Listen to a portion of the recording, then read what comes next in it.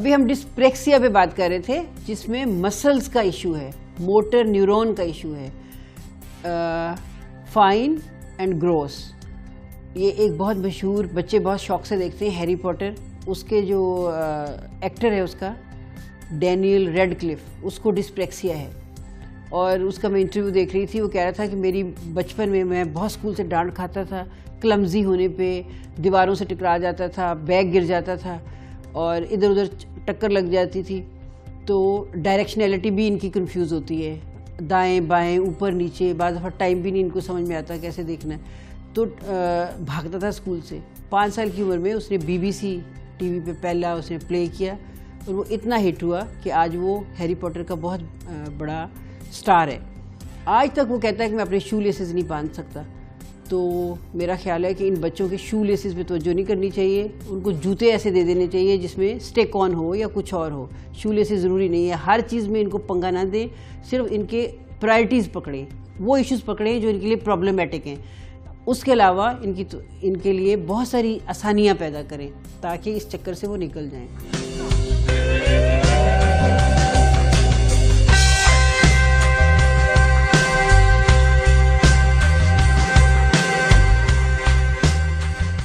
इसके बाद एक और कैफियत है जिसको कहते हैं dyscalculia, disability of calculations, mathematics की, अरिथमेटिक की।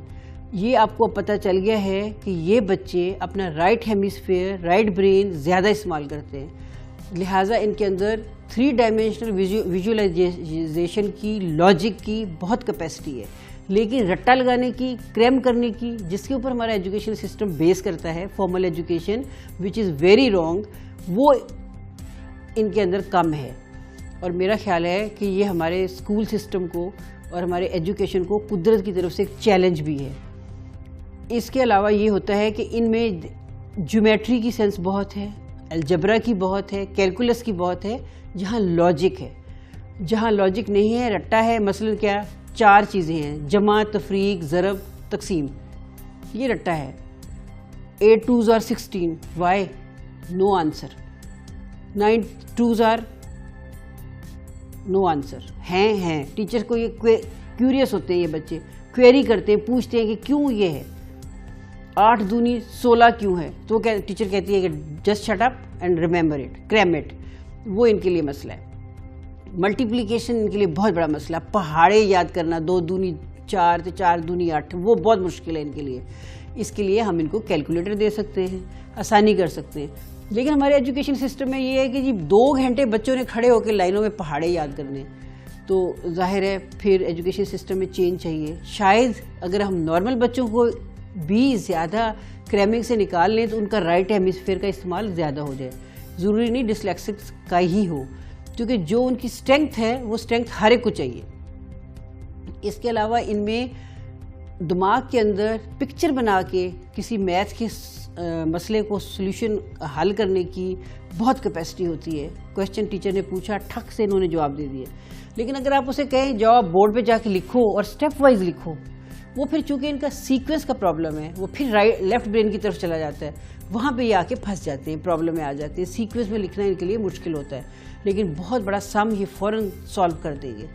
इसलिए बहुत बड़े बड़े मैथमेटिशियंस डिसलेक्सिक्स हिस्ट्री में देखे गए हैं जो 3 डायमेंशनल विजुअलाइजेशन पे, लॉजिक पे मैथ को सॉल्व करते हैं। उनकी कैलकुलस वंडरफुल होती है, उनका अलजबरा वंडरफुल होता है, लेकिन रट्टे वाली चीज़ें, सीक्वेंस वाली चीज़ें उनकी ख़राब होती हैं। मसलन टाइम देखना है, घड़ी पे टाइम देखो, अब उनके लिए छोटे चंक देखना मुश्किल होता है। 6:30 वो देख लेंगे, 6:30, 7 बज गए। अगर 6:12 हुए, ये उनके लिए प्रॉब्लमेटिक हो जाएगा, क्योंकि इसमें फिर सीक्वेंस और छोटे छोटे चंक आ जाते हैं। फिर वही रट्टा, यादाश्त, 10 के बाद 11, 11 के बाद 12, क्यों आएगा? 11 के बाद भी 10 आ सकता है।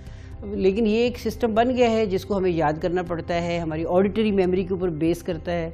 शॉर्ट टर्म ऑडिटरी मेमोरी इनकी कॉम्प्रोमाइज्ड है, वहाँ जाके फिर मसला बन जाता है। इन्होंने हर चीज़ की तस्वीर बनानी है, लार्जर पिक्चर, लार्जर फ्रेमवर्क दिमाग में बनाना है, उसके साथ लॉजिक के साथ याद करना है। तो आगे सोल्यूशन में मैं आपको बताऊंगी जो सिस्टम उन्होंने बनाए हैं रिसर्चर्स ने, वो भी उन्होंने इसकी 3D विजुअलाइजेशन पे बेस किए हैं। इनको पिक्टोरियल तरीके से समझाया, हर लफ्ज़ की कोई लॉजिक बताइए। मसलन ट्रैक्ट एक लफ्ज़ है। अब ट्रैक्ट का क्या मतलब है? पुल करना। ग्रीक लैंग्वेज का लफ्ज़ है, लैटिन लैंग्वेज लफ्ज़ है, रूट इसकी ये है कि टू पुल। अब उसने इसको सिखाया टीचर ने कि ये ट्रैक्ट एक लफ्ज़ है, सब ट्रैक्ट माइनस हो गया, कॉन्ट्रैक्ट टू पुल वन एक तरफ खिंच गया, अपनी तरफ आ गया, डी ट्रैक्ट आप ट्रैक से हट गए, ट्रैक्टर मशीन। तो एक लफ्ज़ की जो बेसिक है उसको लेके उसकी लॉजिक उसके दिमाग में डाल के फिर उसके आगे पीछे की जो सुफिक्स का इनका प्रॉब्लम है या चीज़ों को छोटे लफ्ज़ जो इनको मीनिंगलेस लगते हैं उनकी उन्होंने मीनिंग बना दिए, उस मीनिंग से इन्होंने पिक कर लिया और ये फिर कभी नहीं भूलते। फिर ये कुछ आपको ऐसे लफ्ज़ बता देंगे कि टीचर भी हैरान हो जाएगा और हम भी हैरान हो जाएंगे, हाँ ये भी कनेक्शन बनता है। मसलन बिलीफ, आपके जहन में बिलीफ आता है, इनके जहन में क्या आता है? इनके जहन में फैदर आता है। अब बिलीफ और फैदर एकदम से मैं कहूँगी कि there is no connection, belief और फैदर का क्या कनेक्शन है? लेकिन अगर आप हिस्ट्री में देखें, आप इनकी ग्रीक माइथोलॉजी में जाके देखें तो फैदर का बहुत बड़ा कनेक्शन है, वो मैं सोल्यूशन में आपको डिटेल से बताऊँगी। तो इसको कहते हैं आउट ऑफ बॉक्स थिंकिंग, इसको कहते हैं लार्जर फ्रेमवर्क की थिंकिंग। और इसी वजह से हिस्ट्री में बड़े बड़े artist, poet, writers, scientist, mathematician dyslexic हुए हैं। और इसी वजह से चूँकि ये लोग हुए हैं, इन्होंने सफ़र किया है, इनको भी बचपन में क्लमजी, लेज़ी कहा जाता था, तो इन्होंने इसके ऊपर बहुत इनपुट डाली है, फाइनेंस भी किया है इन्होंने इंस्टीट्यूशंस को, और इस पर बहुत रिसर्च हो गई है। हमें कम से कम अगर हमने खुद कुछ नहीं किया, हम इनकी रिसर्च से तो फ़ायदा उठाएं। इसलिए मैं फिर से पेरेंट्स को और टीचर्स को रिक्वेस्ट करूँगी कि Google dyslexia, Google, understand from the Google, internet आपके पास घर में अवेलेबल है, आप ये ज़रूर देखें अगर अपने बच्चे में या अपने स्टूडेंट में इस तरह के ट्रेंड्स आपको नज़र आए। इसके अलावा ये है कि मतलब फ़र्ज़ करें ये 6:30, 6:15 के चक्रों में पड़े रहते हैं, आप इनको डिजिटल वॉच दे दें, घड़ी ऐसी दे दें जो डिजिटल हो, जिसमें ये चक चक निकल जाए।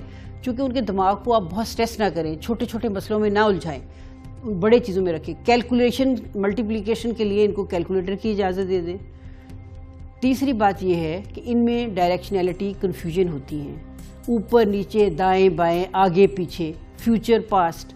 मसलन हिस्ट्री के इवेंट्स याद करने हैं कि फ़लाँ की डेट ऑफ बर्थ क्या है, ये छोटे स्कूलों में बहुत ज़रूरी है। मिर्ज़ा गालिब कब पैदा हुए थे, कब फौत हुए थे, अल्लामा इकबाल कब पैदा हुए थे, कब फौत हुए, ये इनके लिए बहुत मुश्किल है।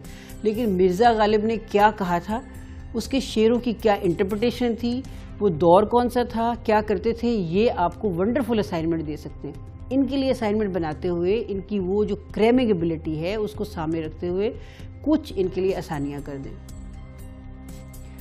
इसके अलावा चौथी चीज़ इनमें ये होती है कि डिसऑर्गेनाइज्ड होते हैं, मेस्ड अप होते हैं। इनके लिए आप ग्राफिकल पेपर इस्तेमाल कर सकते हैं। मसलन इनको ज़ाहिर है मल्टीप्लिकेशन हमने सिखानी है, पास इन्होंने होना है, फिर ही अगले ग्रेड में जाना है, तो इनके ग्राफिकल पेपर फ़र्क हों, कुछ इनकी कैलकुलेशन कैलकुलेटर से हो जाएं, कुछ इनकी इस तरह से 1-to-1 टीचर इनको हेल्प कर दे, टाइम ज़्यादा दे दे, एग्ज़ाम्स में भी, सोचने में भी, मल्टीप्लिकेशन करने में भी।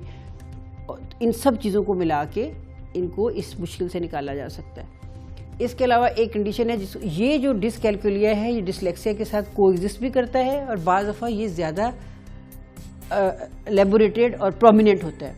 हर बच्चा जिसको लर्निंग डिसेबिलिटी है वो एक अलहदा से इंडिविजुअल है, किसी की कोई चीज़ हाईलाइटेड है, किसी की कोई चीज़ हाईलाइटेड है, कोई भी एक पैटर्न में फिट नहीं आता। कोई ज़्यादा डिसलेक्सिक है, किसी को स्पेलिंग का ज़्यादा मसला है, किसी को राइटिंग का ज़्यादा मसला है, कोई डिसऑर्गेनाइज है, किसी की डायरेक्शंस का इशू ज़्यादा है। इसलिए हर इंडिविजुअल को 1-to-1 एक एक करके डील करना है। इसलिए इनके लिए रिमीडियल ट्रेनिंग बहुत ज़रूरी है, रिमीडियल टीचर बहुत ज़रूरी है, वो टीचर जो 1-to-1 लेके बैठे।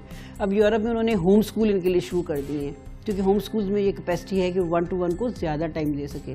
नाजरीन, हम ये प्रोग्राम यहाँ पे ख़त्म करते हैं। आज जो बात हमने की है हम अगले प्रोग्राम्स में इसको जारी रखेंगे। होप चैनल की ह्यूमन साइकोलॉजी की टीम और मुझे इजाज़त दीजिए। अपना ख्याल रखिए। खुदा हाफिज़।